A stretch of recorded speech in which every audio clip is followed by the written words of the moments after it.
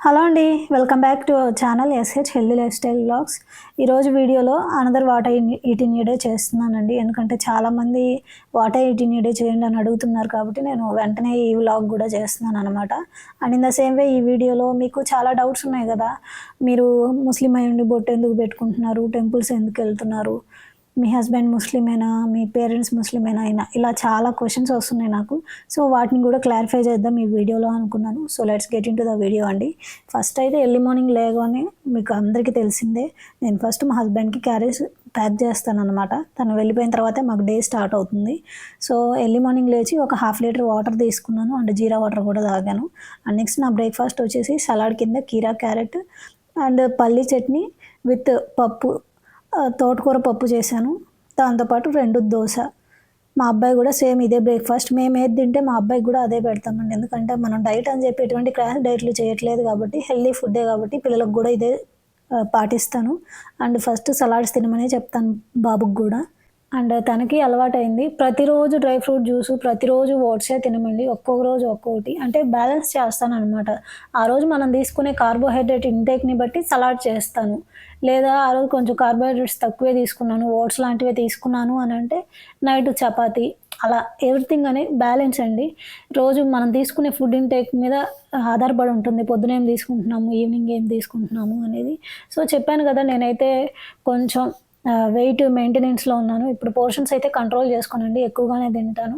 And in the same way మా బాబుకి కూడా మేము ఏ ఫుడ్ అయితే అదే తింటాము, కాకపోతే పోర్షన్ కంట్రోల్ అయితే చేయను. ఈరోజు వచ్చేసి మిల్లెట్ దోశ అండి. ఈ దోశ బ్యాటర్ ఎలా చేశాను ఏంటి అనేది నేను క్లియర్గా ఈ వీడియోలో చూపిస్తాను. అంటే ఏమేమి దినుసులు వేశాను నేను ఆ దోశ బ్యాటర్లో అనేది తర్వాత చూపిస్తాను. అండ్ అందరూ అడుగుతున్నారు కదా, మీరు బొట్టు ఎందుకు పెట్టుకుంటారు ఏంటి అని. నార్మల్గా ముస్లిమ్స్లో మన ఎక్కువ సౌత్ ఇండియా ఇటువైపు ఉంటారండి, దూదేకుల ముస్లిమ్స్ అని చెప్పేసి. అంటే వీళ్ళు ఫస్ట్ వాళ్ళ యాన్సెస్ట్రల్ డేస్ నుంచే అన్ని మతాలు అన్ని కులాలని నమ్ముతారన్నమాట. అండ్ మా తాతయ్యల రోజుల నుంచే కూడా హిందువుల దేవుళ్ళని పూజించడం అయితేనేమి, పండగలు చేసుకోవడము, అండ్ ఏదైనా తిరునాళ్ళు వస్తే పార్టిసిపేట్ చేస్తాము. ముస్లిమ్స్ ఫెస్టివల్స్ కూడా చేసుకుంటాము. బట్ మ్యారేజెస్ మాత్రం ట్రెడిషన్స్లోనే చేసుకుంటాం అనమాట. ముస్లిం ట్రెడిషన్లో ఏదైతే ఫాలో అవుతారో అది ఫాలో అవుతాము. అండ్ తెలుగు ఫెస్టివల్స్ కూడా ఫాలో అవుతాము. ఒక్కొక్కళ్ళు ఒక్కోలాగండి. వాళ్ళ ఇళ్లలో ఏదైతే సాంప్రదాయం ఫస్ట్ నుంచి ఫాలో అవుతున్నారో ఆ విధంగా క్యారీ ఆన్ అవుతూ వస్తారు. మా ఇంట్లో ఎలాగంటే ముస్లిం ఫెస్టివల్స్ చేసుకుంటాము, హిందూ ఫెస్టివల్స్ చేసుకుంటాము, బొట్టు పెట్టుకుంటాము మాకు కావాలనిపిస్తే. అండ్ దేవుళ్ళ దగ్గరికి వెళ్తాము, అన్ని పూజలు చేస్తాము. అండ్ మాకు ఈ సాంప్రదాయం నాకు ఇలా అలవాటు కావడానికి కారణం అయితే మా తాతయ్యల కాలం నుంచేనండి. నేను మీకు మొన్న మా తాతయ్య గురించి చెప్పాను కదా, కరెక్ట్‌గా ఆ విషయం మీకు చెప్పిన మరుసటి రోజే మా పెత్తాతయ్య గారు మరణించారనమాట. చెప్పాను కదా, మాది కారంపూడి మండలం, ఒప్పిచెర్ల గ్రామం మాది. మా పెత్తాతయ్య కూడా ఎంబీబీఎస్ డాక్టరేనండి. మా తాతయ్య వాళ్ళ నాన్నగారు కూడా అప్పుడు నాటు వైద్యం, ఆయుర్వేదిక్ వైద్యం చేసేవాళ్ళు. బేసికల్‌గా మా ఫ్యామిలీ అంతా మెడికల్ బ్యాక్‌గ్రౌండ్ ఫ్యామిలీనే. మా పెత్తాతయ్యకి ఇప్పుడు దగ్గర దగ్గర 95 అబోవ్‌నే ఉంటాయండి. వాళ్ళకి అప్పట్లో ఆయన ఎంబీబీఎస్ డాక్టర్ చేశారు గానీ, ఏజ్ అనేది ఎవరికీ కరెక్ట్‌గా తెలీదండి. ఎందుకంటే మా తాతయ్య వాళ్ళందరూ 7 సంతానం అన్నమాట. మా తాతయ్య గారు రిటైర్ అయింది మాత్రం మా పెత్తాతయ్య సాగర్‌లో రిటైర్ అయ్యారు. జాబ్ మాత్రం ఇక్కడ ఒంగోలు దగ్గరలోనే ఎక్కువగా సర్వీస్ అంతా ఇక్కడే చేశారనమాట. కొరిసిపాడు, తాళ్ళూరు, కురిచేడు, మార్కాపురం. రిటైర్ అయ్యాక కూడా ఆయన ఎంబీబీఎస్‌గా సర్వీస్ కంటిన్యూ చేశారండి గవర్నమెంట్ డ్యూటీలోనే. అండ్ మా మదర్ కూడా హెల్త్ డిపార్ట్మెంటే, మీకు తెలిసిందే. సో మా పెత్తాతయ్య గురించి ఎందుకు చెప్తున్నానంటే, ఇలా మరణించారని చెప్పాను కదా. చాలా మంచి వ్యక్తి. అంటే ఫ్యామిలీకి ఒక పిల్లలు ఉంటారు అని అంటారు కదా, లైక్ వాళ్ళ స్టేటస్‌ని ఒక మెట్టు తీసుకెళ్ళే ఒక పర్సన్ ఉంటారు కదా. 7 సంతానంలో ఎంబీబీఎస్ చదివి highly qualified and highly educated ఆయనే.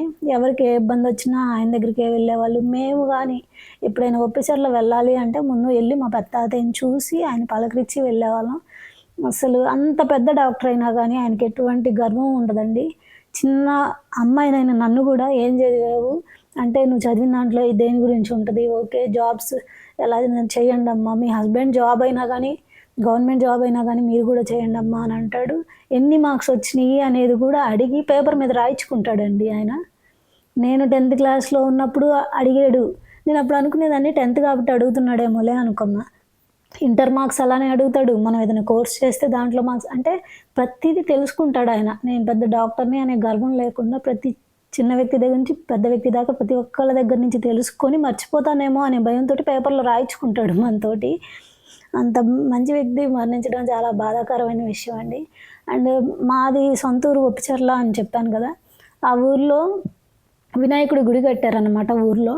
అప్పుడు వినాయకుడి విగ్రహం గూడా మా తాతయ్య ఇచ్చారనమాట. అంటే ఒక్కొక్క ఫ్యామిలీ ఇస్తారు గదా! అదే విగ్రహాన్ని ప్రతిష్ఠించడం అంటారు కదా! అలా. సో, ఇప్పుడు మీకు అర్థమయ్యే ఉంటది. అంటే మా తాతయ్యల కాలం నుంచే హిందూ దేవుళ్ళకి పూజించడం అయితేనేమి, గుళ్ళకి దర్శించడం అయితేనేమి, గుళ్ళకి ప్రతిష్ఠించడం ఇదంతా మాకు ట్రెడిషన్‌గా వస్తుంది. అందుకే నేను ఒక్కోసారి పెట్టుకుంటాను, ఒక్కోసారి పెట్టుకోను. అంటే ఎప్పుడైనా రెడీ అయ్యి ఉన్నప్పుడు లేదా గుడికెళ్ళాలనిపించినప్పుడు పెట్టుకుంటాను. అండ్ బేసికల్‌గా నేను పెద్ద రెడీ అయ్యే పర్సన్‌ని గాదు. నాకంత టైం గూడా ఉండదు. సో, మీకిప్పుడు దీంతో మీకు క్లారిఫై అయిందనే అనుకుంటున్నాను. అండ్ మా పెత్తాతయ్య వాళ్ళ పిల్లలు గానీ, వాళ్ళ పిల్లల పిల్లలు గానీ అందరూ మె మెడిసిన్ ఫీల్డ్‌లోనే ఉన్నారండి. నేను బ పొరపాటున సీఏకి అలా వెళ్ళి తర్వాత పెళ్ళయిన తర్వాత నేను మళ్ళీ మెడికల్ వైపే వెళ్ళానులెండి. సో, మా బ్యాక్‌గ్రౌండ్ అయితే అది. సో, బ్రేక్‌ఫాస్ట్ అయిపోయిందండి. సో, మా అబ్బాయికి స్నాక్ కింద యాపిల్ పెడుతున్నాను. అండ్ మీరు గమనించి ఉన్నట్లయితే మా వాడు గంట కిందట స్టార్ట్ చేశాడండి బ్రేక్‌ఫాస్ట్ తినడం. అంటే 1 అవర్ పైనే తింటాడండి. నేను తిని అయిపోయింది ఇంకా తింటూనే ఉంటాడు. నేను తినడానికి ఎప్పుడు ముందో ఇచ్చాను తనకి తినమని. అలా ఎర్లీ మార్నింగ్ నేను 5:30కి లేస్తాననే గానీ, ఇంట్లో పని చేసుకునేదేమి ఉండదండి. కుకింగ్ ఈ బుడ్డోడితోనే సరిపోద్ది. లేవడానికి గంట చేస్తాడు.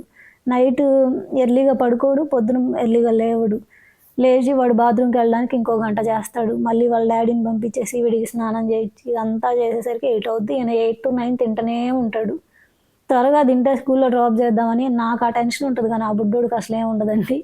ఎప్పుడు ఇంకా ఏదో ఒకటి చెప్తా ఉంటాడు. ముచ్చట్లు చెప్తాడు. డాన్సులు అవి ఇవి ఏస్తాడు గానీ, స్కూల్‌కెళ్దామని మాత్రం ఉండదు. ప్రతిరోజు హాలిడే కోసం ఎదురు చూస్తా ఉంటాడు మా బుడ్డోడు. ఆహ్, సో, బ్రేక్‌ఫాస్ట్ అయితే ప్రతిరోజు ఒకటే తీసుకోనండి. చెప్పాను గదా! ఒక్కొక్క రోజు ఒక్కోటి. బట్ రిపీట్ అవ్వకుండా చూసుకుంటాను. ఈరోజు తిన్నది రేపు అదే రిపీట్ అవ్వకుండా చూసుకుంటాను. ఒకరోజు ఇడ్లీ చేస్తాను. ఒకరోజు దోస. అండ్ మల్టీ మిల్లెట్స్‌తోనే చేస్తాను కాబట్టి ఒక్కోసారి పునుగులు గూడా చేస్తాను. ఊతప్పం గూడా చేస్తాను. అట్లా నాకు ఆ రోజు ఏది తినాలనిపిస్తే అది. కాకపోతే తక్కువ ఆయిల్ వేసుకొని సాల్ట్ ఇలాంటి స్పైసెస్ కొంచెం తక్కువ చేసుకొని హెల్తీగా తినడానికి ట్రై చేస్తాననమాట. అండ్ ఎక్కువ ఫ్రూట్స్ ఇంక్లూడ్ చేసుకోవడం. క్రేవింగ్స్ వచ్చినప్పుడు అట్లా మా బుడ్డోడికి కూడా ఇంకా అదే అలవాటయిపోయింది. అండ్ ఈరోజు బ్యాటర్‌లో వచ్చేసి నేను కొర్రలు, సామలు, మినపగుండ్లు, అలానే రాగులు, కొంచెం జొన్నలు, సజ్జలు, కొంచెం ఇవి రాజ్మా, కాబూలి చన్నా ఇలా తీసుకున్నానండి. అసలైతే ఇడ్లీ చేద్దామని ఇడ్లీ రవ్వ గూడా నానబెట్టాను. బట్ మార్నింగ్ ఈరోజు బాగా లేట్ అయిందనమాట వర్క్ చేసేసరికి. వీళ్ళు లేట్ వీళ్ళు లేట్ చేసి ఆ టెన్షన్ అంతా నా మీద వేస్తారు. కాబట్టి ఇడ్లీ వేయడానికి టైం కుదరక నేను దాన్ని ఇడ్లీ బ్యాటర్‌నే దోసలాగా కొంచెం మందంగా వేశాననమాట. అండ్ ఎలాగూ క్యారియర్‌లోకి పప్పు చేశాను గదా! ఈరోజు పప్పులో నేను సొరకాయ అండ్ ఆకుకూర, తోటకూర గూడా 2 కలిపి వేశాను. అండ్ 2, 3 కర్రీస్ చేయకపోతే ఇలా పప్పు చేసినా, సాంబార్ చేసినా ఎక్కువ వెజిటబుల్స్ ఇంక్లూడ్ చేయడానికి ట్రై చేస్తాననమాట.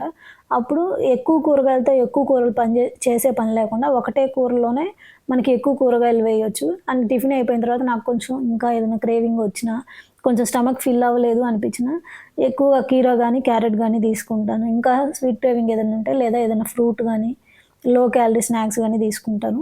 అండ్ తనని స్కూల్‌లో డ్రాప్ చేసిన తర్వాత ఇంగప్పుడు నాకు అసలు పని స్టార్ట్ అవుతుంది.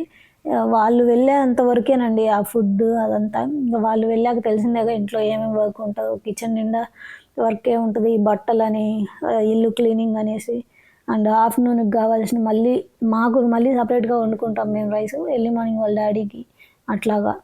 ఇట్లా పెత్తాతయ్య చనిపోయాడు అని చెప్పాను గదా! అసలు నిద్ర లేచారంట. ఇలా వాళ్ళ కూతురు వాళ్ళు ఒంట్లో బాలేదని ఆయన్ని చూడ్డానికొచ్చారు. అలా మాట్లాడుతూనే నిద్రలో ఇదైపోయారు. వాళ్ళ భార్యకి గూడా ఎప్పటినుంచో ఒంట్లో బాలేదండి. అంటే మా అమ్మమ్మ అనమాట తను నాకు. హెల్త్ బాలేక తనకైతే కొంచెం లోకం గూడా తెలియనట్టు ఉంది. ఏమి తెలీదు అని అందరూ అంటున్నారు గానీ, బట్ అన్నిటికి బాగా రెస్పాండ్ అవుతున్నారు. అండ్ ఏదడిగినా గానీ తాతయ్య ఏడమ్మా? తాతయ్య ఏడే కనిపించట్లేదు అని అడిగితే బయట కూర్చున్నాడులే, బయట అందరితో మాట్లాడుతున్నాడులే అనంటే ఈవినింగ్ దాకా గూడా తను ఆయన్ని చూసిన తర్వాత అప్పుడు ఏడ్చిందండి. అప్పటిదాకా నవ్వుతూ మాట్లాడుతా. అంటే తెలియలేదు ఆవిడకి. బట్ వన్స్ చూసాక అంతా లోకం తెలిసిన ఆమెలాగానే నన్నప్పుడే వదిలేసి ఎళ్ళిపోయావయ్యా అన్నట్లు చాలా బాధపడిందావిడ. అండ్ పెద్ద వయసు వాళ్ళని నిజంగా అండి మనం పెద్ద అయ్యే కొద్దీ ఒకే ఒక్క భయం ఏదన్నా ఉందా అంటే మన తాతయ్యలు అమ్మమ్మలు వీళ్ళని మిస్ అవ్వడమే. వాళ్ళు ముసలోళ్ళు అయిపోవడం, మనం పెద్దయి మనకన్నీ ఇండిపెండెన్స్ వస్తూనే, రెస్పాన్సిబిలిటీస్ పెరుగుతూనే ఇలాంటి భయాలు మనకు బాగా ఎక్కువైతాయండి. మన పేరెంట్స్ పెద్ద వయసు వాళ్ళు అవ్వడాన్ని చూడడం, అంటే చిన్న చిన్న పనులు చేసుకోవడానికి ఇబ్బంది పడడం, మన అమ్మమ్మలు తాతయ్యలు ముసలోళ్ళయి మంచాన పడడం. ఇది నిజంగా చాలా బాధాకరమైన విషయం. నాకైతే అసలు ఆ రోజంతా మైండ్ అంతా కొంచెం డిస్టర్బ్డ్‌గా అనిపించింది. ఇక్కడి నుంచి మేము కార్ మాట్లాడుకొని రెంట్‌కి తీసుకొని నేను, మా తాతయ్య, మమ్మీ అందరం కలిసి వెళ్ళాము. వెళ్ళేంతసేపు మైండ్ బాలేకపోయినా అక్కడికి వెళ్ళి అందరిని చూసినాక అంటే ఏదేమైనా అండి మనం ఎక్కడుంటున్నా మన సొంత ఊర్లో మన చుట్టాలని వాళ్ళందరినీ చూసాక మనకు తెలియని ఒక ధైర్యం అనేది వస్తదనమాట. అక్కడికి వెళ్ళిన తర్వాత కొంచెం నా మనసు అనేది నెమ్మది పడింది. ఇక్కడ దూరం దూరం ఉన్నంతసేపు మనకు కొంచెం ఒంటరి ఫీలింగ్ ఒంటరిగానే భయంగానే ఉంటది. బట్ వన్స్ మనం మన సొంత ఊరు, సొంత ఇంటికి, సొంత చుట్టాల దగ్గరికి వెళ్ళాము అనంటే ఎందుకు భయపడ్డాం, మేమందరం ఉన్నాం గదా అని చెప్పి భలే ధైర్యం అనిపించింది. అండ్ మాట కూడా అండి మనం ఎంత క్లోజ్‌గా ఉన్నా గూడా మనం ఉండే ప్లేసెస్‌లో అండ్ ఇక్కడ వాళ్ళకి క్యారేజెస్ ఇచ్చి పంపించేసరికి కిచెన్ చూసారు కదా ఎలా ఉందో. ఇట్లా అల్లకల్లోలం అయిపోయి హడావుడిగా చెత్తగా అయిపోయిద్దనమాట. ఇది మొత్తం మళ్ళీ చిన్నగా క్లీన్ చేసుకుంటూ వస్తాను. ప్రతిరోజు ఇది ఉండే రొటీనే అందరి ఇళ్లల్లో. కాకపోతే జస్ట్ నాకు అనిపించింది అంటే హడావుడి ఈ క్యారియర్స్ గానీ ఇవి త్వరగా లేవరు. వాళ్ళని ఒక పక్క లేపాలి, ఈ పిల్లల్ని ఒక పక్క ఎంగేజ్ చేయాలి. వాళ్ళు ఇంకో పక్క గొడవ చేస్తా ఉంటారు. హడావుడిలో ఈ కిచెన్ అంతా ఇంత రోతగా అయిపోతుందన్నమాట.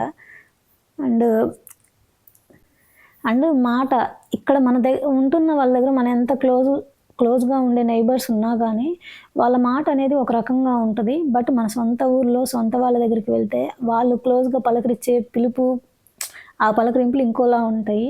అండ్ సమ్మర్ వచ్చేసినట్లే ఉంది కదండీ! సో, నేను బటర్ మిల్క్‌కి ఇక్కడ ప్రతిరోజు కర్డ్‌లో నెయ్యి కోసం వెన్న పక్కన తీసి పెట్టేస్తాను. అండ్ మిక్సర్ జార్‌లో బటర్ మిల్క్ చేసి పెట్టేస్తాననమాట. ఒక రోజుకి 2 సార్లు అలా చేస్తాను. అందరం తాగుతాము. దాంట్లో కొంచెం సాల్ట్, లెమన్ వేస్తాను. నెయ్యి నేను ఇంట్లోనే చేసుకుంటాను కాబట్టి బుడ్డోడి కోసం నెయ్యి అవసరం కాబట్టి ప్రతిరోజు వెన్న తీస్తాను. ఇక్కడ అట్‌లీస్ట్ ఒక 100 గ్రామ్స్ వరకు కర్డ్ తీసుకోవడానికి ట్రై చేస్తానండి. ఈ మిక్సర్ జార్‌ని ఇంకా బటర్ మిల్కే యూజ్ చేస్తాను ప్రతిరోజు. ఇప్పుడు ఒకసారి చేస్తాను. అయిపోయిన తర్వాత మళ్ళీ రెండోసారి చేస్తాను. అంటే ఇంట్లో ముగ్గురం ఉంటాం కాబట్టి తాగుతూనే ఉంటాం కాబట్టి అయిపోతుంటాయి. ఇంక సమ్మర్ వచ్చేస్తుంది కాబట్టి ఇంక ఇన్‌ఫ్యూజ్డ్ వాటర్స్ గానీ, బటర్ మిల్క్ గానీ, లేదా లెమన్ వాటర్స్ ఇవన్నీ ఇంక మనం తీసి పెట్టుకోవాల్సిందే. లేకపోతే డీహైడ్రేషన్ వస్తది. అండ్ ఎవరైనా వెయిట్ లాస్‌లో ఉండి డైట్ ఫాలో అవుతున్నప్పుడు మర్చిపోకుండా వాటర్ ఎక్కువగా తీసుకోండి. At least 3-4 litres water. వాటర్ తాగడం ఇబ్బంది అనిపిస్తే ఇట్లా బటర్ మిల్క్ గానీ, లేదా లెమన్ వాటర్ గానీ, లేదా ఇన్‌ఫ్యూజ్డ్ వాటర్స్.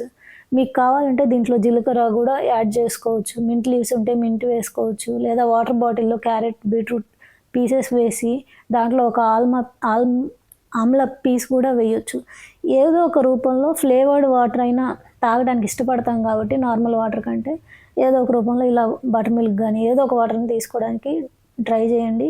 లేకపోతే ఈ ఎండాకాలం అస్సలు తట్టుకోలేము. ఆల్రెడీ సమ్మర్ వచ్చేసినట్లే ఉంటుంది. బ్రేక్‌ఫాస్ట్ అయిపోయిన తర్వాత బటర్ మిల్క్ తీసుకున్నాను ఒక 2 గ్లాసెస్ దాకా. నా ఆఫ్టర్‌నూన్ లంచ్ ప్లేట్ వచ్చేసి ఇలా ఉంది.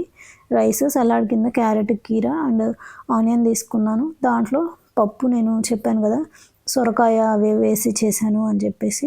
అండ్ డైలీ ప్రోటీన్ కోసం ఎగ్స్ తీసుకుంటాను. అండ్ పలకరింపులకి వచ్చేసరికండి అంటే రెస్పెక్ట్ ఇవ్వరు. అంత చనువుతోటి క్లోజ్‌గా వాళ్ళు పలకరించే పలకరింపులు నిజంగా చాలా ఆప్యాయంగా అనిపిస్తాయి. అంటే మనం దూరంగా ఉంటున్నప్పుడు మనకు అప్పుడప్పుడే పరిచయమైన నైబర్స్ ఎలా అంటే కొంచెం రెస్పెక్ట్ ఇచ్చి మాట్లాడతారు. మన క్లోజ్ రిలేటివ్స్ ఎలా అంటే మన సొంత ఊర్లలో ఏం చేస్తున్నావు అని చాలా క్లోజ్‌నెస్ ఉంటదన్నమాట ఆ మాటల్లో.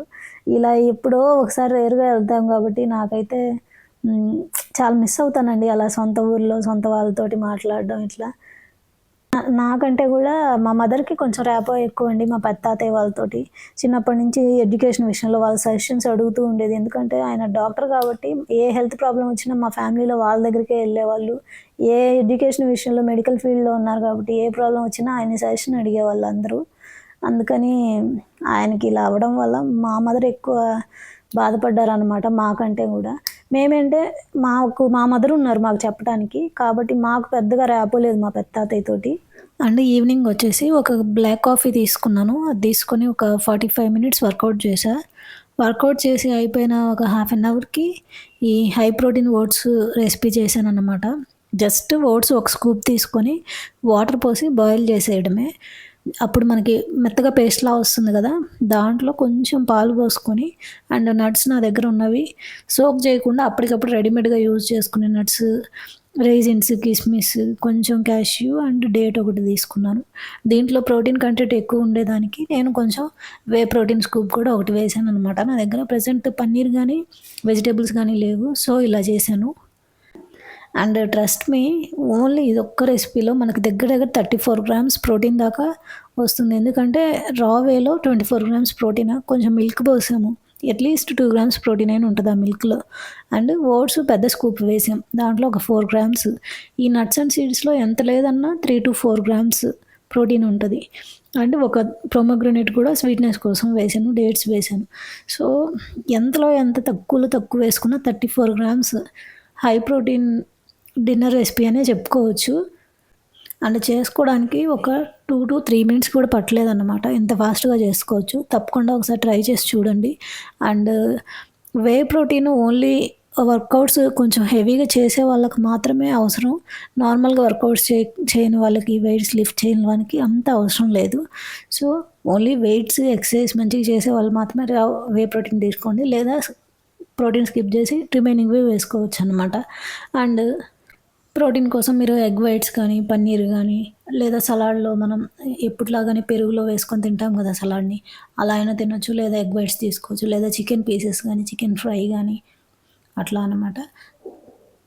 సో, ఈరోజు వాట్ ఐ ఏట్ ఇన్‌లో నేను ఇలా తిన్నాననమాట.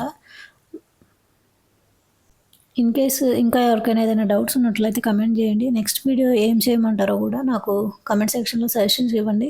సో దట్ దాని బేస్ మీద నేను వీడియోస్ చేస్తాను. Hope you like this video.